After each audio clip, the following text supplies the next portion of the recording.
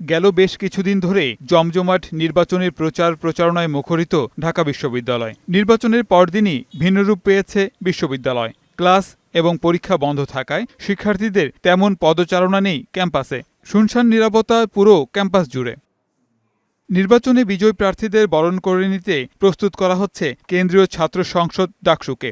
দীর্ঘ ৬ বছর ধরে বন্ধ থাকা ডাকসু ভবনের বিভিন্ন রুম অনেকটাই অকেজো। নতুন করে তা মেরামতের কাজ করছেন সংশ্লিষ্টরা। বিপির রুমের যেটা আপনার যে রুমটা আছেন এটা কিছুটা সংস্কার করা লাগবে।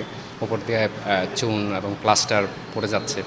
তো এটার পাশাপাশি আপনার জিএস রুমটাও একই সংস্কার করার প্রয়োজন। এদিকে মধুর ক্যান্টিনের সামনে নির্বাচনে কারচুপি হয়েছে বলে সাংবাদিকদের কাছে অভিযোগ করেছেন দুজন প্রার্থী। যে জিএস প্রার্থীকে ভোটটি দিয়েছি সেই জিএস প্রার্থীর ভোটটাই জিরো আসছে। আমার অন্তত একটা ভোটটা কাউন্ট হওয়ার কথা, যে একটা ভোট পেয়েছে। দেখেন অন্য অন্য কেন্দ্রগুলোতে কিন্তু একটা করে মিনিমাম ভোট পেয়েছে, সেই জায়গা থেকে যে আমার ভোটটা গেল, আমার প্রশ্ন এই একটা জায়গায়। নতুন নির্বাচিত পর্ষদ কবে নাগাদ শপথ নেবেন তা এখনো চূড়ান্ত হয়নি। শিক্ষার্থীদের আশা, নবনির্বাচিতরা শিক্ষার্থীদের স্বপ্ন পূরণ করবেন। গোলাম মোর্শেদ, বৈশাখী সংবাদ, ঢাকা।